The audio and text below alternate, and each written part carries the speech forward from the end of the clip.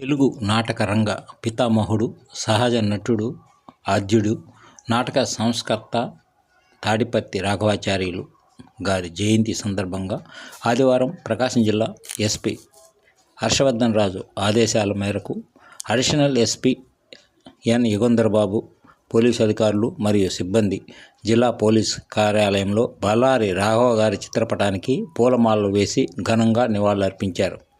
ఈ సందర్భంగా additional SP మాట్లాడుతూ తెలుగు నాటక రంగంపై తనకు ప్రత్యేక ఆసక్తి ఉందని చెప్పారు. తెలుగు నాటక రంగ అభివృద్ధికి విశేష సేవలందించిన గొప్ప రంగస్థల నటుడు బళ్ళారి రాఘవ సహజ నటనకు ప్రాధాన్యతనిస్తూ నాటకాన్ని కేవలం వినోద సాధనంగా కాకుండా సామాజిక చైతన్యాన్ని పెంపొందించే శక్తివంతమైన వేదికగా తీర్చిదిద్దేందుకు విశేష కృషి చేశారని చెప్పారు. కళను సామాజిక మార్పుకు సాధనంగా వినియోగించి తెలుగు నాటక రంగానికి కొత్త దిశానిర్దేశం చేసిన మహనీయుడిగా బళ్ళారి రాఘవను ఏఎస్పీ కొనియాడారు. ఆయన గొప్ప న్యాయవాది అని కూడా గుర్తు చేస్తూ అలాంటి మహనీయుల జీవితాలను ఆదర్శంగా తీసుకొని క్రమశిక్షణకు అంకితభావం, సేవా దృక్పథంతో ప్రతి ఒక్కరూ ముందుకు సాగాలని సూచించారు.